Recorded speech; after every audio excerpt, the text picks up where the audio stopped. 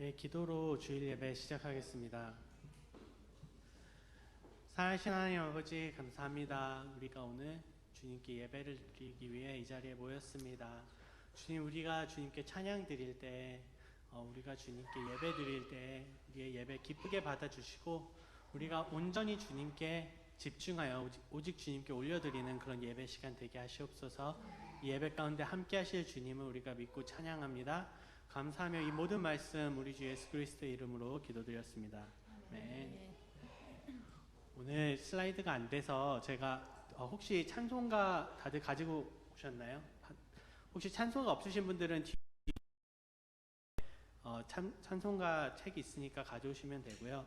먼저 첫 찬양으로 찬송가 430장 주와 같이 길 가는 것, 찬송가 430장 주와 같이 길 가는 것 찬양하시겠습니다.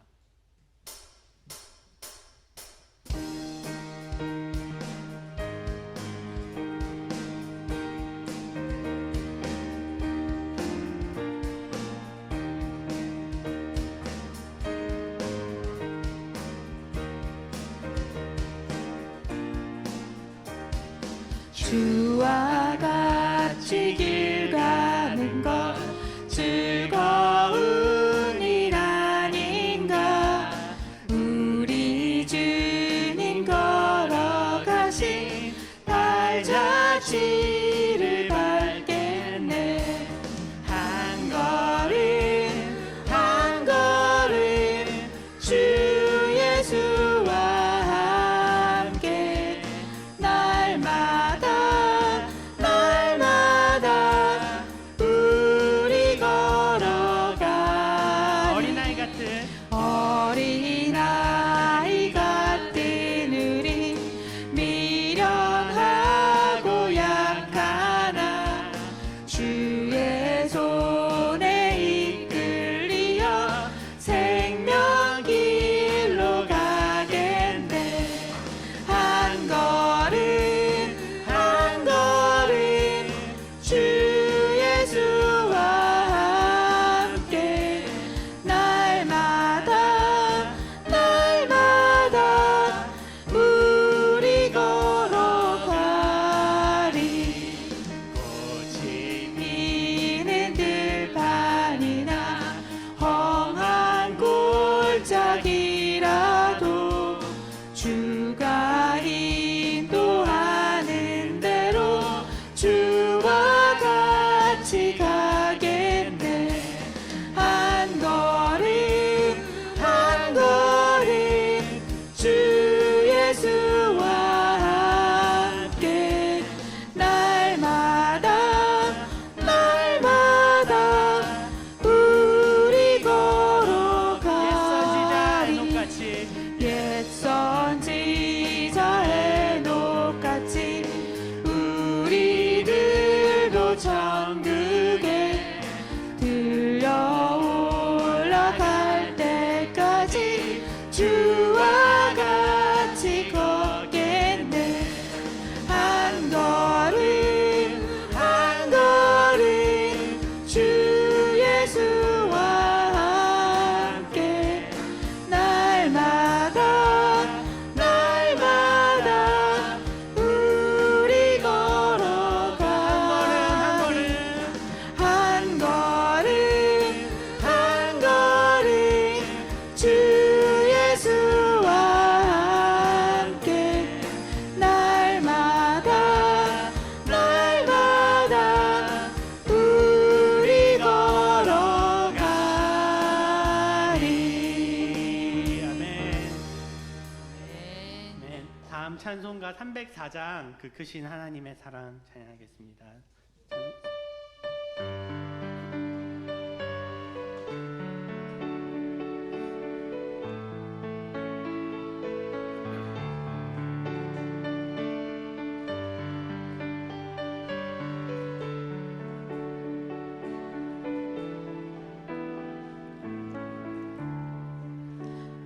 크신 하나님의 사랑 말로 다 용용 못하네. 저 높고 높은 별을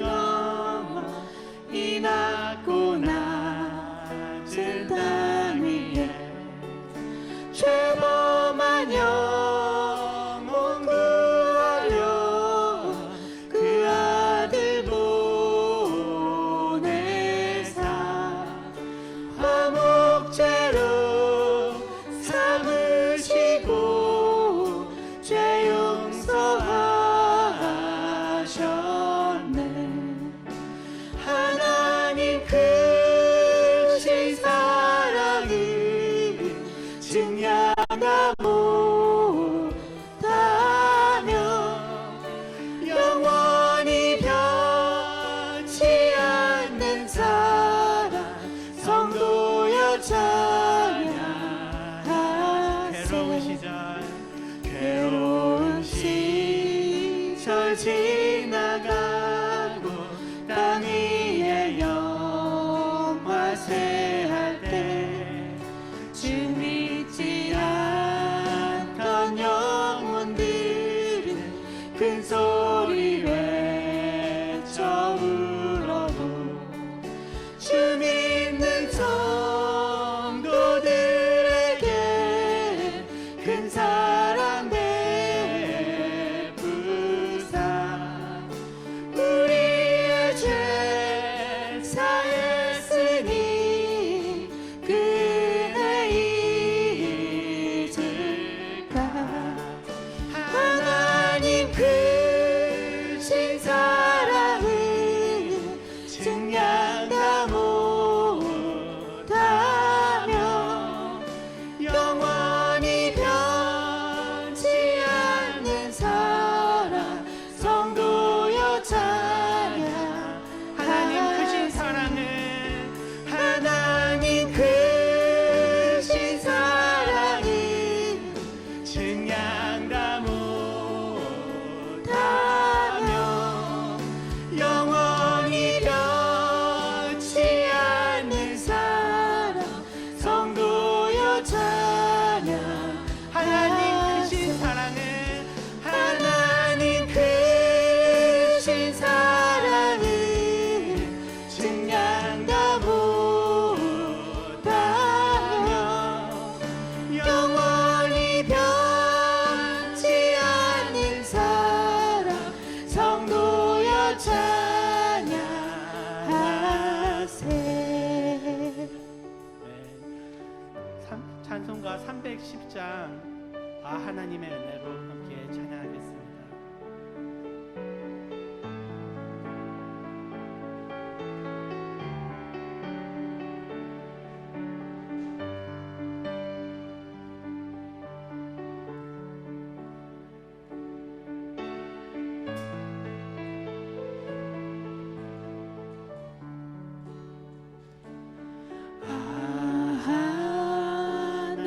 하나님의 은혜로 있을 데 없는 자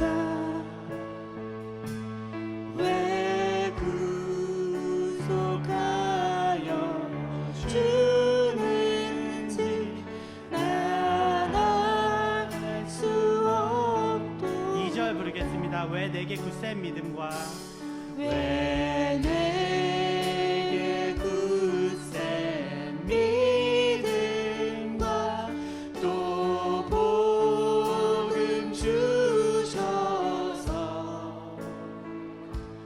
내 맘이 항상 편한지 난 알 수 없도다. 내가 믿고 또 의지함은 내가 믿고 또 의지함은 내 모든 형편 아시는 주님 늘 보호해 주실 것을 나는 확실히 내가 믿고 또 의지함은 내가 믿고 또 의지하는 내 모든 형편 아시는 주님 늘 보호해 주실 것을 나는 확실히 아네. 왜 내게 성령 주셔서 왜 내게 성령 주셔서 내 마음 감동해 주 예수 믿게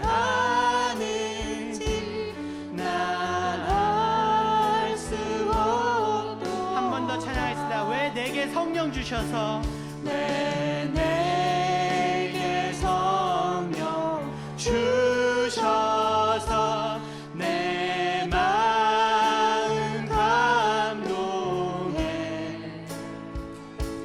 주 예수 믿게 하는지 나 알 수 없도 내가 믿고 또 의지함을 내가 믿고 또 의지하는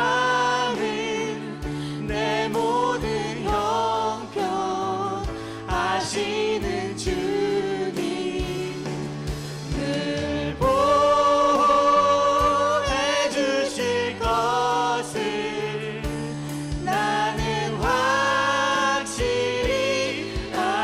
내가 믿고 또 의지함을 내가 믿고 또 의지하는 내 모든 형편 아시는 주님 늘 보호해 주실 것을 나는 확실히 마지막으로 찬양했습니다. 내가 믿고 또 의지함을 내가 믿고 또 의지하는 내 모든 형편 아시는 주님 늘 보호해 주실 것을 나는 확실히 아네. 지금 이 시간 함께 기도합시다. 주님, 내가 살아가는 것이 인생이 우리 힘으로 살아가는 것처럼 보이지만 그것이 아니라 온전히 주님께서 우리를 항상 인도하여 주심을 우리가 믿습니다. 우리를 항상 돌봐 주시고 우리가 힘든 삶을 살아갈 때에도 우리가 기쁠 때나 슬플 때나 우리를 함께 걸어가시고 인도하시는 주님, 우리가 주님을 찬양합니다. 이 시간 함께 기도하겠습니다. 사랑해주신 하나님,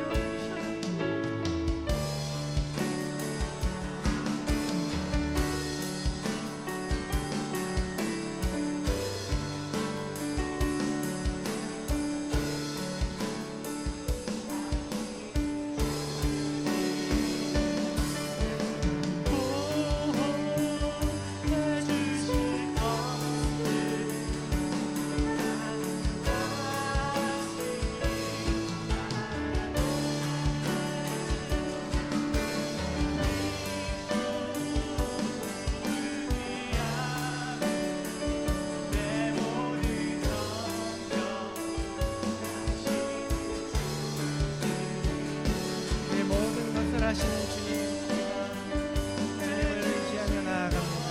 주님 함께하여 주시옵소서. 주 내가 온전히 언제나 주님만을 바라며.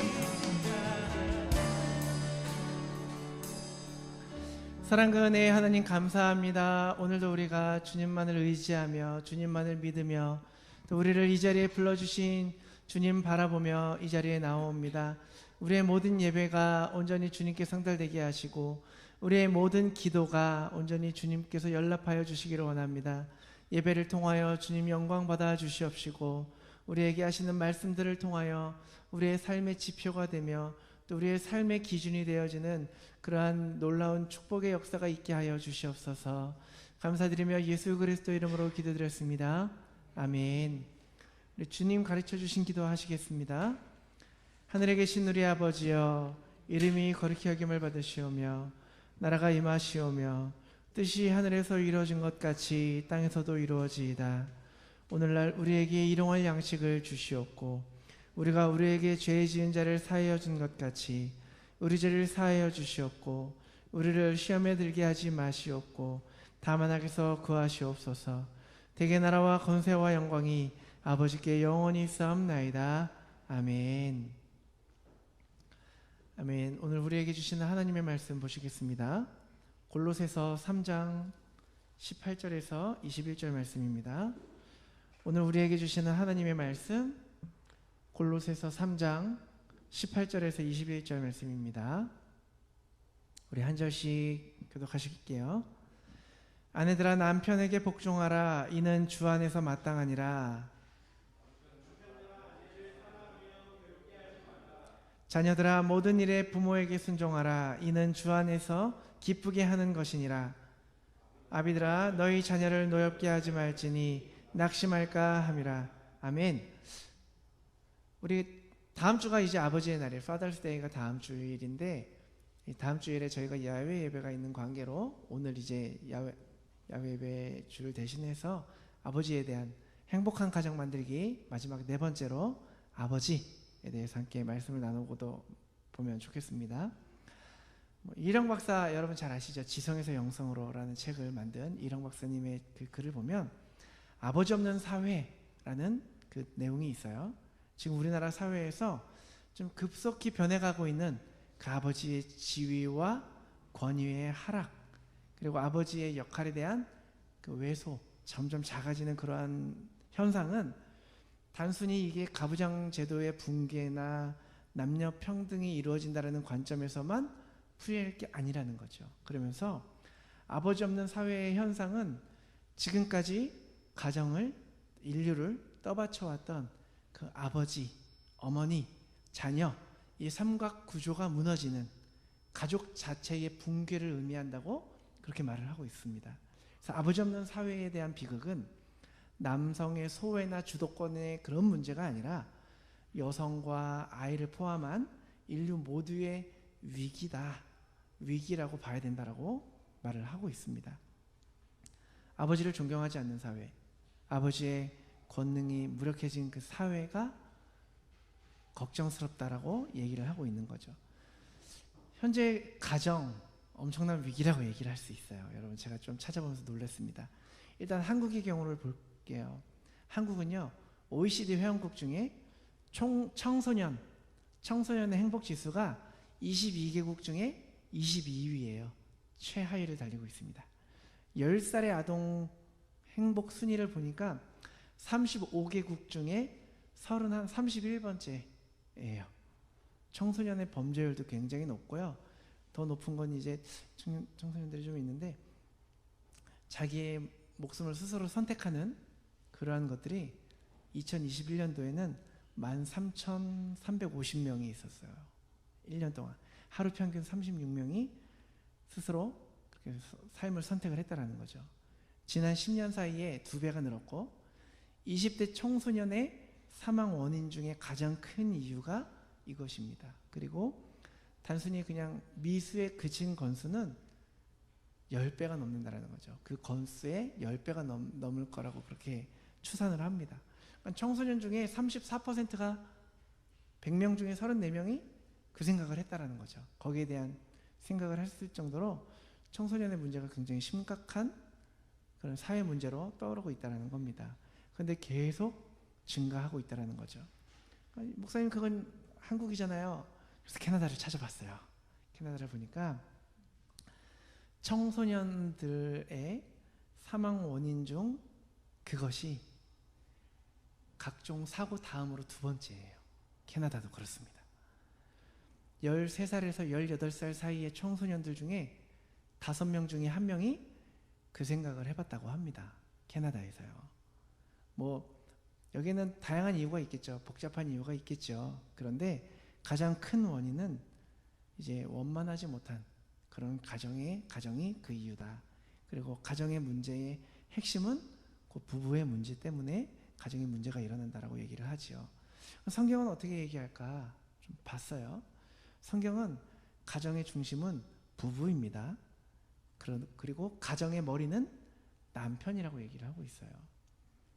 제가 남자라서 이런 얘기를 하는 것이 아니라 성경이 그렇게 얘기를 하고 있다는 거죠. 그래서 하나님께서 에덴 동산 만드실 때 어떻게 만드셨어요? 어린아이를 키워서 자라게 하셨습니까? 아니에요. 먼저 그 가정의 가장인 아담을 만드시고 그 다음에 하와를 아내로 주신 다음에 그들을 통해서 자녀를 생산하고 양육하도록 그렇게 만드셨다는 거죠. 그래서 행복한 가정을 만드는데 절대적인 위치를 차지하는 사람이 바로 아버지다. 아버지라고 남편이고 아버지다라고 얘기를 할 수 있다는 거죠. 아버지가 살아야 가정이 살아납니다. 가정이 파괴되고 있는 현대 사회에서 가장 시급하게 회복돼야 될 것이 바로 아버지의 위치라는 거죠. 그래서 우리가 좋은 아버지가 되는데 필요한 절대적인 두 가지가 있다고 합니다. 첫 번째는 아버지의 권위이고 두 번째로는 아버지의 사랑입니다. 오늘은 아버지의 권위에 대해서 같이 한번 얘기를 나눠보고자 합니다.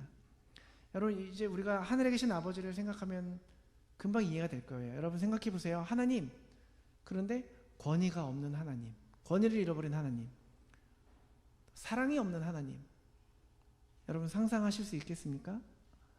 하나님께서는 가정의 아버지들에게도 똑같이 권위와 사랑을 주시고 가정을 잘 다스리도록 만드셨어요. 헨리 나우엔이 이런 얘기를 해요. 이 시대를 아버지 상실의 시대다라고 얘기를 하면서 아버지의 상실은 곧 아버지 권위의 상실이고 아버지 권위에 대한 거부다라고 얘기를 하고 있습니다. 말하자면 가정의 위기는 아버지의 권위가 없는 데에서부터 생겨나기 시작했다라는 겁니다. 여러분, 권위라고 하는 게 굉장히 중요한 거예요. 많은 경우 권위적인 아버지라고 하면은 되게 부정적으로 봐요. 좀 너무 스트릭할 것 같고 엄격해야 되고 막 좀 뭐 잘못하면 채찍 매를 드시고 막 이런 거를 보는데, 이것은 이제 권위에 대한 남용이나 악용 때문에 잘못 생긴 인식이고요. 모든 권위와 또 권세들은 하나님으로부터 온 거예요. 좋은 겁니다. 여러분 생각해 보세요. 이제 캐나다는 총리니까 총리가 권위가 없다고 생각을 해보세요. 그럼 그 캐나다는, 그 나라는 혼란에 빠지게 됩니다. 목회자가 교회에서 권위를 잃어버리면 막 서로 자기 목소리가 내고 교회의 기반이 흔들리게 되고요. 마찬가지로 아버지가 가정에서 권위를 상실하면 가정은 끊임없이 문제가 생기기 시작하는 겁니다. 권위는 우산이랑 똑같다고 보시면 돼요. 우산이 크고 튼튼하면 눈과 비를 막아줄 수 있죠. 바람이나 따가운 태양빛으로부터 지켜줄 수 있죠. 근데 우산이 작거나 약하거나 막 구멍 나 있고 막 부러져 있고 한다면 그 우산은 어떠한 것도 막아줄 수 없고 그 우산 안에 있는 모든 사람들이 피해를 얻게 된다는 거죠. 여러분, 우리 하나님의 권세를 믿으시죠? 우리는 다 믿는 사람들이죠. 하나님의 권세를 믿고 권세 아래에 순종하는 사람은 하나님께서 그 사람을 지켜주신다라고 우리는 믿습니다. 아멘이시죠?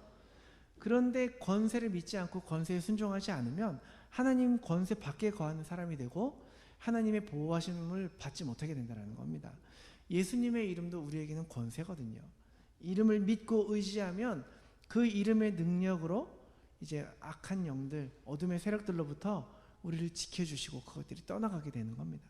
하나님은 하나님을 믿고 순종하는 모든 사람에게 튼튼한 버팀목이 되어주시고 반석이 되어주시는 겁니다.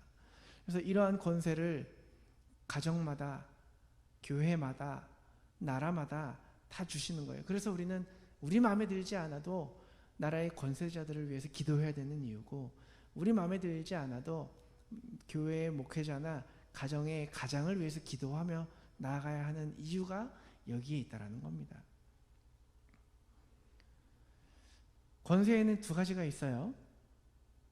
하나는 주어진 권세가 있고요. 또 하나는 획득되어진 권세가 있습니다. 아버지도 오늘 잘 들으세요.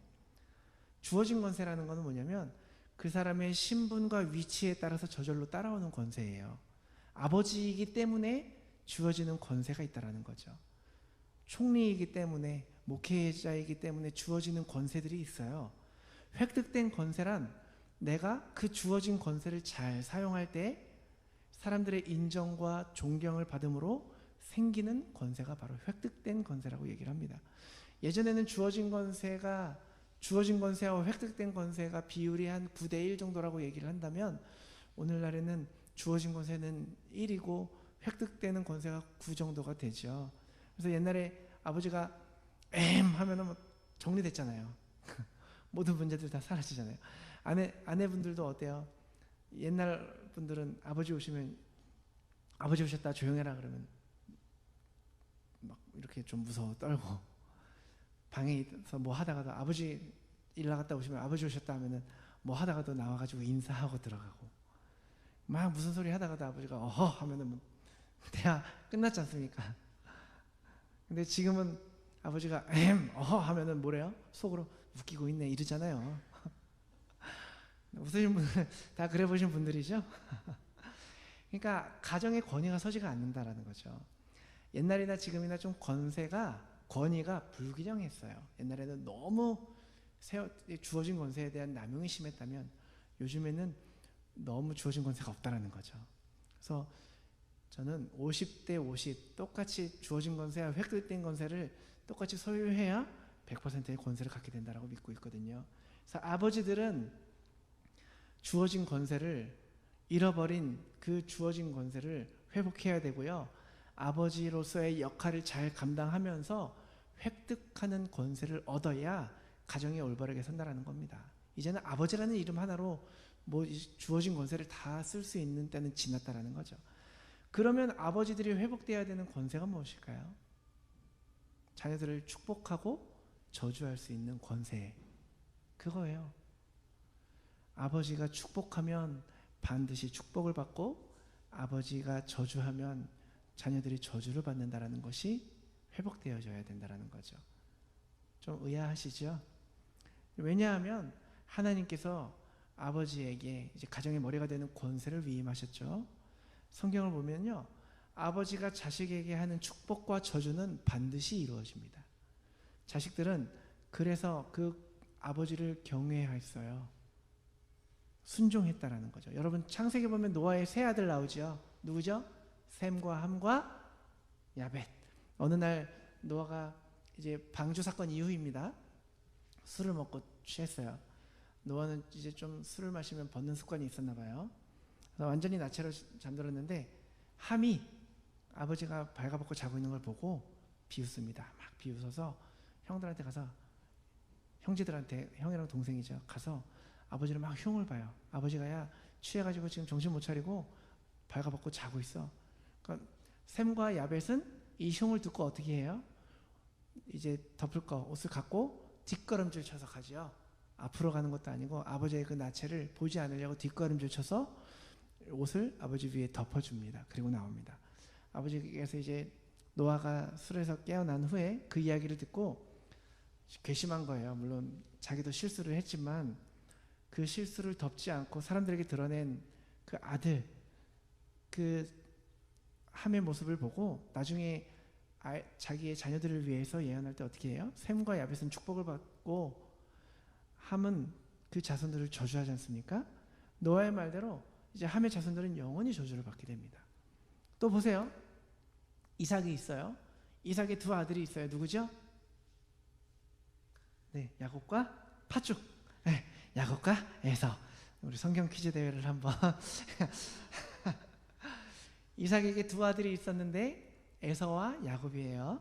그래서 이제 이 사건이 제가 말씀드리는 사건이 있기 전에 이제 야곱이 팥죽으로 장자권을 사죠, 형한테. 그래서 에서는 남자답고 사냥을 잘해서 아버지 이삭이 엄청 좋아했어요. 야곱은 근데 좀 털도 없고 좀 곱상하고 여자같이 생겨서 아버지가 늘 혀를 찼죠. 야, 남자가 저래가지고 앞으로 어떻게 쓰겠냐. 요즘에나 이제 좀 여자같이 예쁘장하고 고운 남자들이 인기지, 옛날에는 그런 사람들은 남자 취급도 하지 않았잖아요. 근데 이제 야곱은 아버지의 사랑과 인정을 못 받았지만 어머니 품에서 자라면서 어머니의 사랑을 받습니다. 어머니 리브가는 그런 야곱을 불쌍히 여기고 막 감싸주죠. 야곱이 뭐 했냐면 집안에서 밥하고 빨래하고 설거지하면서 어머니를 도우는 거예요. 그러다가 아버지가 이삭이 나이가 많아서 이제 돌아가실 때가 되니까 더 늙기 전에 이제 에서를 축복해야겠다라고 생각을 하죠. 그러니까 리브가가 야곱에게 이렇게 해라.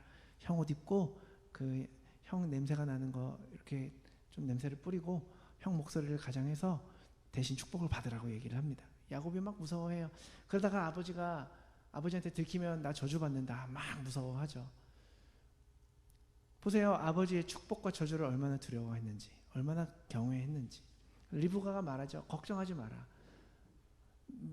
너가 그렇게 되면 내가 그 저주 다 받으마 얘기를 합니다. 그래서 야곱이 엄마의 말대로 형 옷을 입고 양의 털을 붙이고 음식을 만들어서 아버지한테 갑니다. 아버지를 위해서 사냥했으니까 이거 드시고 축복해달라고. 그러니까 좀 이삭이 나이가 들어서 눈이 좀 캄캄했나 봐요. 그래서 너 누구냐? 털은 있고 있는데 목소리가 좀 아닌데. 그랬더니 내가 지금 좀 몸이 안 좋아서 목이 이렇다 그래가지고 어떻게 아버지를 속여서 축복을 받지 않습니까? 그리고 나서 에서가 음식을 들고 아버지 저 왔습니다. 축복해 주세요 했더니 너 누구냐? 저 에서예요. 그럼 내가 조금 전에 음식 먹고 축복해 준 사람 누구냐? 그때부터 이제 둘이 원수가 되는 거죠. 그래가지고 에서가 눈물을 흘리며 통곡을 합니다. 아버지 나에게도 축복해 주세요. 그러니 이삭은 나 야곱에게 축복권을 다 줘버렸어. 축복 다 줘버렸어. 축복 줄 게 없다. 그러면서 이제 손을 얹고 뭐라고 기도를 하냐면 너가 네 아우를 섬기리라 라고 얘기를 하지 않습니까? 이런 권세가 근데 또 이유를 쭉 보시면 말대로 그렇게 됩니다. 이런 권세가 아버지에게 있다라는 거예요. 여기서 잠깐 재미있는 얘기를 하자면 야곱이 아버지를 속이잖아요. 형 대신에 축복권을 받잖아요. 야곱은 나중에 누구한테 속아요? 네, 똑같이 속습니다. 주는 대로 심는 대로 거둔다라는 영적인 원리가 여기에서 있다라는 거죠. 또 나중에 삼촌 라반에게도 속지만 나중에 또 자녀들에게도 속잖아요. 그죠? 한 번 속이니까 두 번 크게 속아요. 뭐든지 심는 대로 거두게 된다는 법칙을 여러분 아시길 바라고, 이런 권세가 아버지에게 있다는 겁니다. 그래서 어려서부터 자녀들에게 이런 것들을 교육을 해서 아버지에게 경외하고 순종하게 하는 것을 가르쳐야 된다는 거예요. 자녀들은 그것을 알아야 된다는 거예요. 이것이 주어진 권세, 우리가 아버지들이 회복해야 될 주어진 권세가 이것이 50%라고 하면 획득된 권세 50%라고 했죠. 우리가 아버지 노릇을 잘못하면 자녀들이나 아버지가 아내들이 좀 우습게 여겨요. 그러면 아버지들은 주어진 권세를 가지고 그때부터 이제 좀 강압적인 사람이 되는 거예요. 강압적으로 가정을 다스리고 막 큰 소리가 나면서 막 이제 가정의 불화가 안 되면 소리 지르고 무력을 행사하면서 그 권세를 잡으려고 하다 보니까 그 권위 있는 아버지라는 거에 대한 반발이 계속 생겨나기 시작했다라는 거죠. 획득된 권세에 대한 예를 한번 들어볼까요? 여러분, 동물의 왕이라고 하는 사자 있죠, 사자. 수컷 사자는 보통 무게가 한 250kg까지 나가요. 암컷은 한 180kg까지 나간다고 해요. 기본적으로 무리 생활을 하죠. 근데 이 사자 무리를 프라이드라고 얘기를 합니다. 프라이드라고 얘기를 하는데, 프라이드에는 다 큰 수컷이 이제 한 마리나 7마리 요 사이에 혈연 관계가 있는 그러한 수컷과 또 암컷들이 한 2마리에서 18마리까지, 그리고 그들의 새끼들로 이렇게 프라이드가 구성이 된다고 합니다. 수컷이 하는 일이 뭐냐면 어흥어흥 하고 말아요. 사냥도 안 합니다. 사냥은 암컷들이 가서 해요. 사냥한 것을 가져오면 먼저 수컷이 그걸 먹어요. 그 다음에 암컷이 먹고 마지막으로 새끼들이 먹습니다. 아, 저 목사 지금 남자 일하지 말라, 여자 보고 일하는 그게 아니고, 들어보세요. 일단은 그 전에 우리는 여러분 어때요? 먹을 때 아내분들께 한번 물어볼게요. 먹을 게 있어요. 자, 순서가 어떻게 됩니까? 애들, 나나, 뭐 부모님이 계시면 부모님 드리고, 남은 거. 뭐 이렇게. 저희 아버지가 예전에 수박이 항상 흰 부분이 있는 줄 아셨대요. 빨간 부분만 있는 걸 드셔본 적이 없어서 항상 끝에 부분. 네, 막 먹을 게 있으면 자녀들 먼저 먹이고, 엄마 먹고, 남으면 아버지가 먹고, 아버지 없으면 라면 끓여 드시고 막 이러잖아요. 이러면 안 된다라는 거죠. 과일 먹을 때도 막 아버지 상한 거 먹고 자녀들 쌩쌩한 거 먹고 이러면 안 된다라는 거죠. 이런 것에서부터 우리가 순서와 질서를 가르쳐야 돼요. 세상의 모든 가치관들이 자꾸 들어오면서 뭐 남편은 피 한 방울 섞이지 않은 남이고 내 자녀는 내 배 아파서 난 내 아들이니까 내 아들이 소중하다 이러시는데, 그거는 세상의 가치관이에요, 여러분. 성경이 말하는 건 그렇지 않다라는 거죠. 가르치셔야 됩니다, 여러분. 아멘이십니까? 남자분들, 아버지들 아멘 하세요. 아멘이시죠? 아내분들 눈치 보지 마세요. 오늘 저녁밥 못 얻어 먹어도 아멘 하셔야 됩니다. 오늘 이따 애찬 때 많이 드시고 오늘 한 끼 굶어도 괜찮으니까 여러분 아멘이시죠? 가르쳐야 됩니다. 아, 네, 아멘입니다. 그럼 왜 수컷 사자들은 사냥을 안 하는가? 왜 암컷들이 하느냐? 프라이드를 얻지 못한 수컷들은요, 계속 호시탐탐 프라이드의 자리를 노려요. 그 수컷들의 프라이드를 얻지 못해서 밖으로 내몰린 그 무리들을 컬리션이라고 부르거든요. 그런데 이 무리들의 목표는 이 프라이드 자리를 빼앗는 거예요.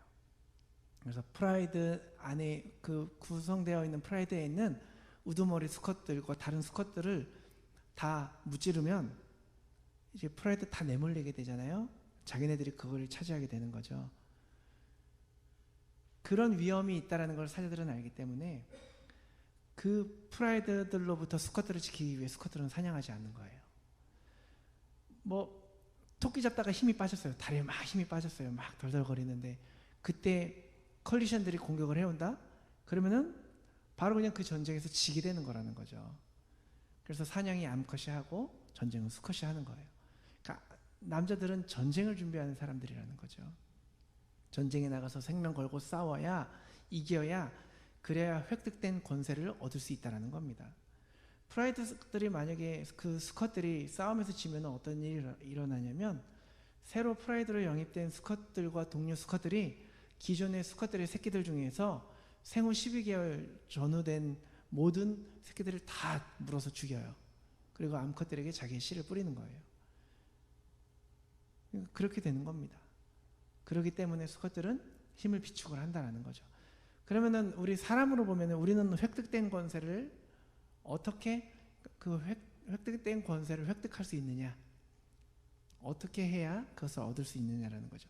뭐 사자처럼 막 싸우고 큰 소리 친다고 되는 게 아니라 아버지의 역할을 제대로 해야 된다는 거예요. 아버지의 역할을. 그럼 무엇이 성경이 말하는 아버지의 역할인가? 여러분 사무엘서의 엘리 제사장 여러분 다 아시죠? 엘리 제사장 두 아들이 있었어요. 홈리와 비나스 다 아시겠지만 엘리는 제사장이었지만 제사장으로서 아들들을 바르게 가르치지 못해요. 안 한 건지 못한 건지 모르겠어요. 근데 아들들이 망나니가 되어버립니다. 멋대로 살아가도록 내버려둬요. 방관해요. 가정에서 아버지가 아버지로서의 역할을 제대로 하지 못하면 자녀들이 그렇게 그냥 탈선을 하게 됩니다. 아버지의 그런 교육적인 혹은 영적인 권위가 제대로 서지 못하면 아들을 책망하거나 훈계하지 않는다면 그렇게 되는 거예요.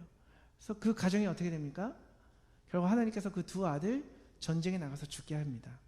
엘리 제사장이 의자에서 앉아있다가 아들들이 죽었다는 얘기를 듣고 거꾸로 떨어져서 목이 부러져서 죽어요. 그리고 그 소식을 들은 며느리가 애를 낳다가 죽습니다. 온 집안이 그냥 풍지박산이 나는 겁니다.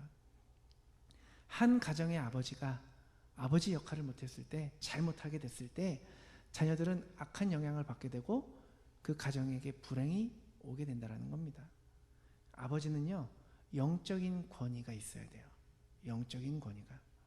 그래서 아버지의 자리는 가정의 자리죠. 육적인 가정의 자리도 정말 중요하지만 영적 가정의 자리도 중요하다는 겁니다. 영적인 권위가 먼저 획득되어져야 된다는 겁니다. 영적인 권위를 갖기 위해서 하나님 앞에 바로 서는 그 가장 그리고 하나님을 믿고 바로 믿고 사는 아버지의 모습이 돼야 된다는 거죠. 교회에서는 봉사하고 사람들에게 친절하고 하다가 집에서는 막 나을 것처럼 살고 권위가 서지 않는다는 거죠.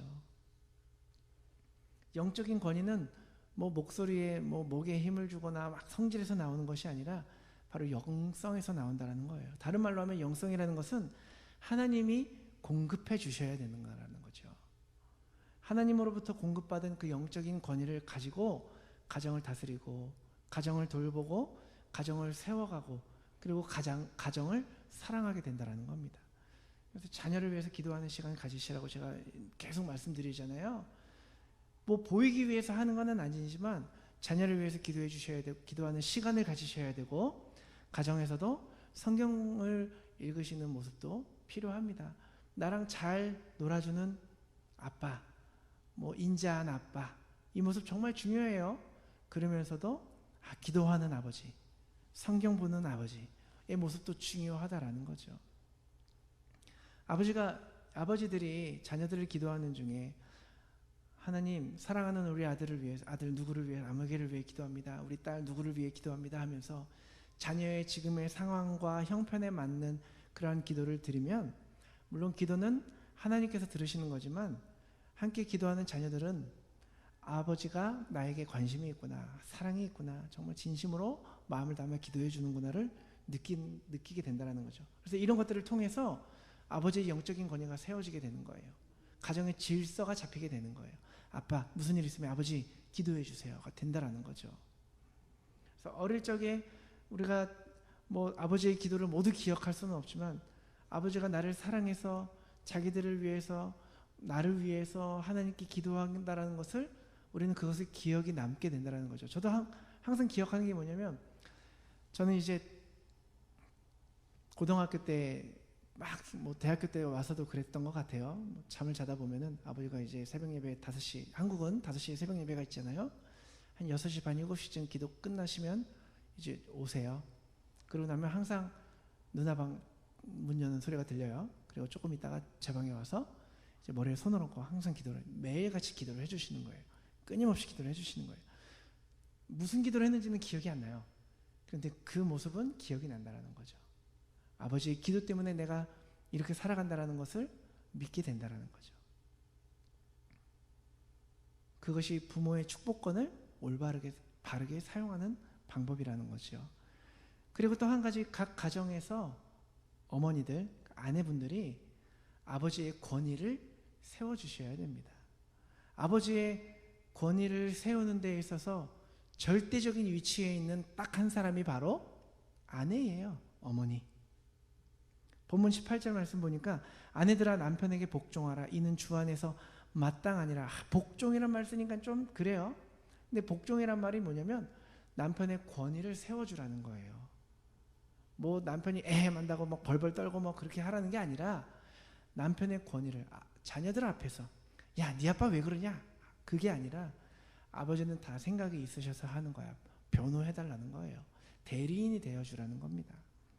계속적으로 남편의 권위를 세워주는 얘기를 하라는 거죠.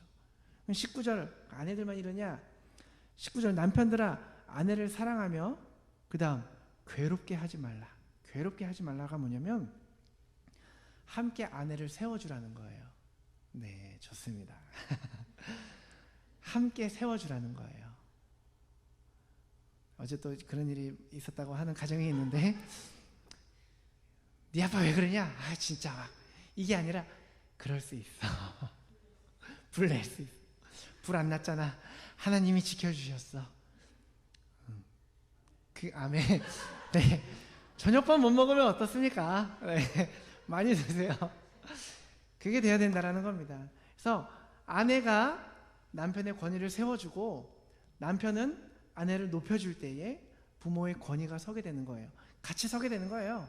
아내가 남편을 막 깎아내, 혹은 남편이 아내를 깎아내린다고 내가 서는 게 아니라는 거죠. 정치인들 보세요. 서로 깎아내린다고 뭐가 됩니까? 그냥 둘 다 깎아내리고 말지. 뭐 뽑을 사람 없어도 되잖아요.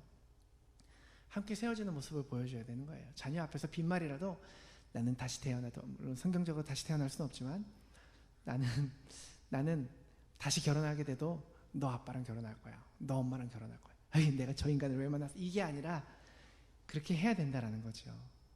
그런 것들 자녀들에게 보여줘야 또 우리가 말한 대로 됩니다. 그리고 자녀들도 그걸 보고 부모님에 대한 권위가 세워지며 부모님에 대한 존중, 경외가 생긴다라는 거예요. 왜 아내가 남편의 권위를 세워줘야 되냐? 제가 유일한 사람이 아내라고 했죠. 재밌는 얘기가 있어요. 남자들이 순간적으로 생각해낼 수 있는 단어가 100단어에서 500단어 사이래요. 남자는 아무리 책을 많이 읽어도 기껏해야 500단어 순간적으로 생각해낼 수 있는 단어가 그거래요. 그런데 여자는 1000단어에서 많이는 1500단어까지 순간적으로 생각해낼 수 있다고 합니다. 하나님께서 여자들에게 그렇게 언어적인 능력을 더 주신 이유가 있어요. 부부싸움 시작하면 우리가 남자는 말로 아내를 이길 수가 없잖아요. 절대.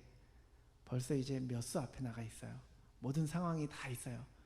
우리가 이렇게 얘기하면은 아내는 벌써 얘기할 케이스들이 엄청 많이 준비가 되어 있다라는 거죠.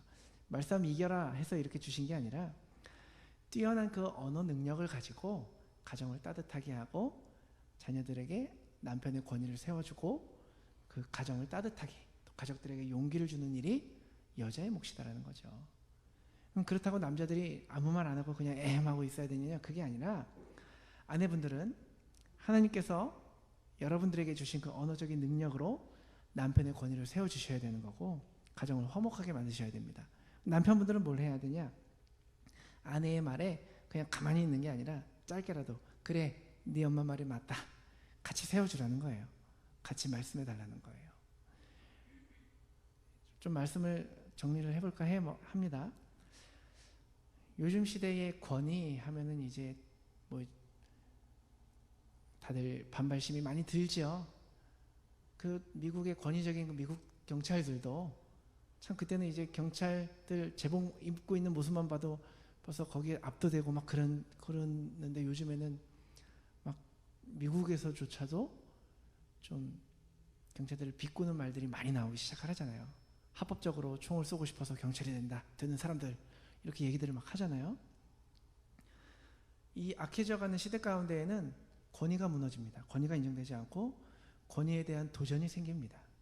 지켜야 할 권위까지도 인정하지 않아서 좀 위기에 처하고 문제가 생긴다는 거죠. 그러나 하나님의 권위는 모든 세대와 모든 장소 가운데에서 지켜져야 합니다. 그래서 하나님께서 부모님에게 주신 아버지에게 주신 그 권위가 지켜져야 된다는 겁니다. 이 모든 권위가 하나님께로부터 나왔다는 걸 여러분 믿으셔야 되고요.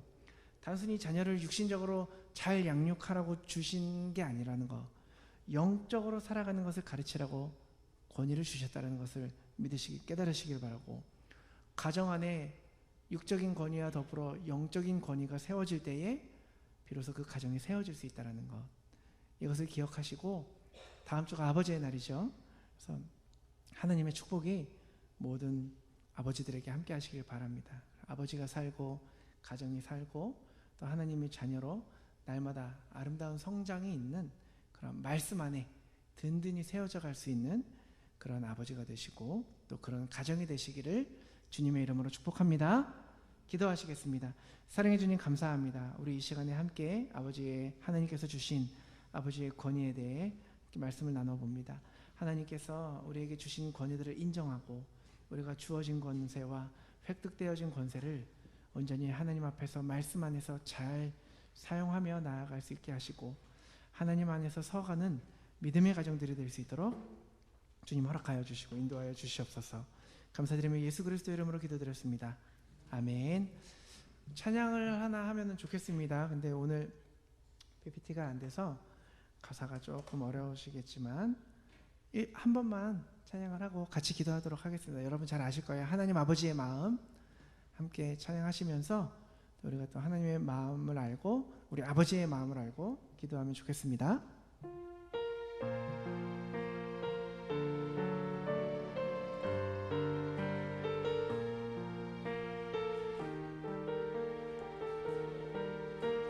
아버지 당신의 마음이 있는 곳에 아버지 당신의 마음 나의 마음이 있기를 원해요.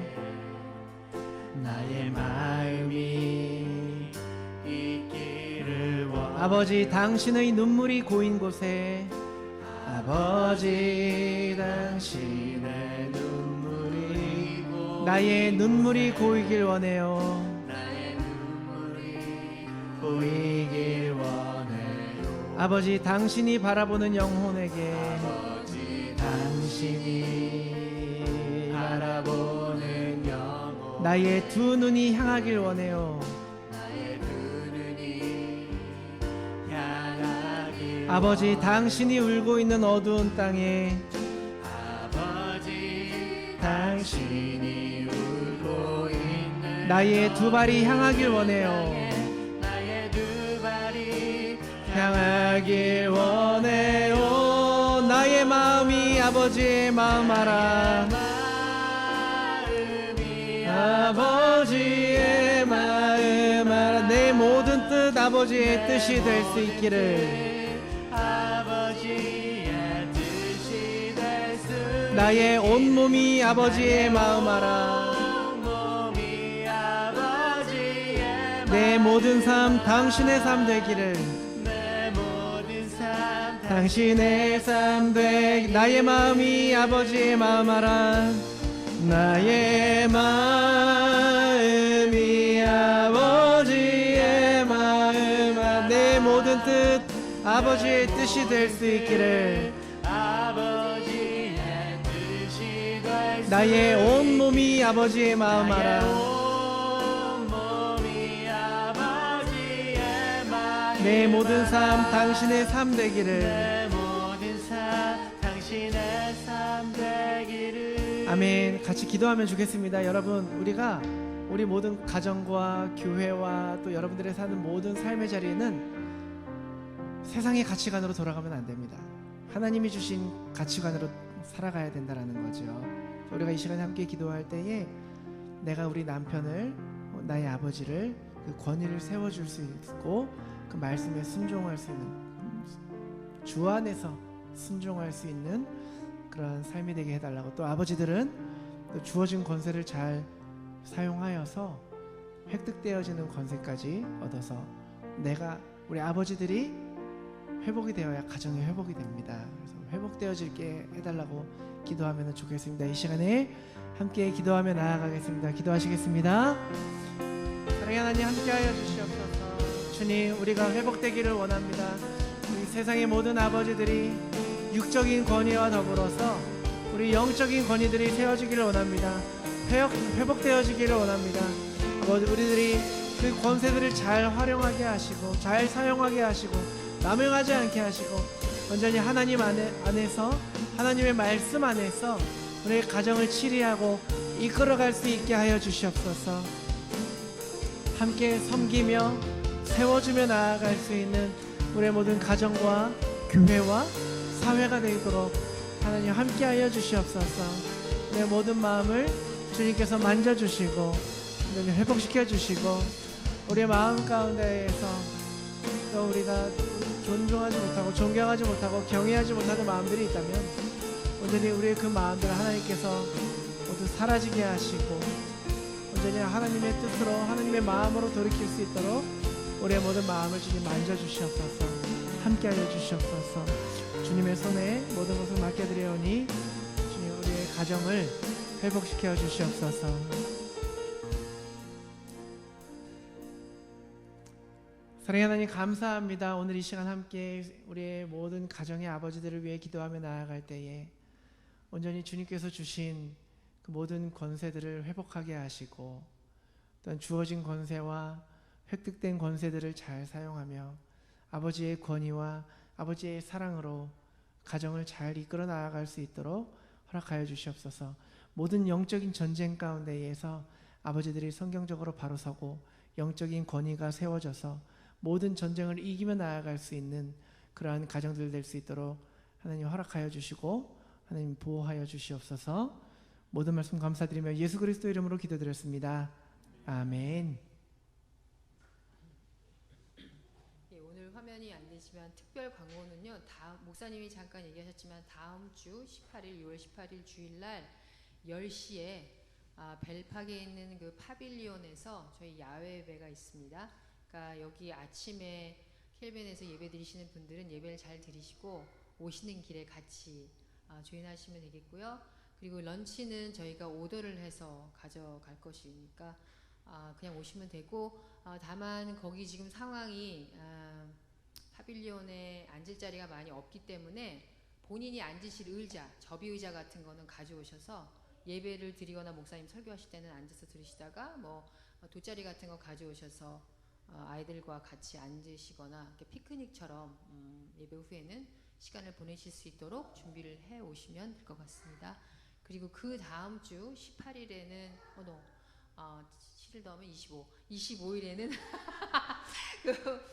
저 켈빈 교회에서 10시에 음악회가 있죠. 그 음악회에 저희도 참여해서 찬양을 드리기로 했거든요. 그러니까는 아직 연락을 저희한테 안 주신 분은 오늘 연락을 주셔서 연습 스케줄을 짤 수 있도록 해주시기 바랍니다. 그날은 그냥 찬양 같이 봉사하시는 분만 아침에 예배를 드리고 오후에는 저희 예배는 그냥 1시에 계속되는 거로 하겠습니다.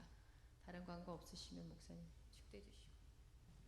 네, 제가 헌금 위에 기도하고 축도로 예배 마치도록 하겠습니다. 사랑해 주님 감사합니다. 늘 우리와 함께 하시고 동행하시는 주님, 우리의 모든 교회와 가정을 회복시키시는 주님, 그 은혜에 감사드리며 우리가 우리의 예물 주님께 드립니다.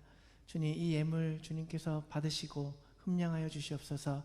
예물 드린 모든 손길들마다 온전히 그 가정이 회복되어질 수 있는 놀라운 축복이 있게 하여 주시옵시고, 예물 쓰이는 모든 곳마다 하나님의 사랑과 영광이 있게 하여 주시고 그리스도의 향기가 그곳에 있게 하여 주시옵소서. 이제는 우리 주 예수 그리스도의 구속의 은혜와 살아계신 하나님의 크신 사랑과 성령님의 감화 감동 교통하심과 역사하심이 이제 우리가 함께 세워가며 교회와 가정 위에 하나님께서 주신 권세를 사용하며 또 우리가 모든 것들 가운데에 하나님의 질서대로 살아가기를 소원하고 결단하는 우리 서드버리 한인교회와 이곳에 모인 모든 이들에게 이제로부터 영원까지 함께 하시기를 축원하옵나이다. 아멘.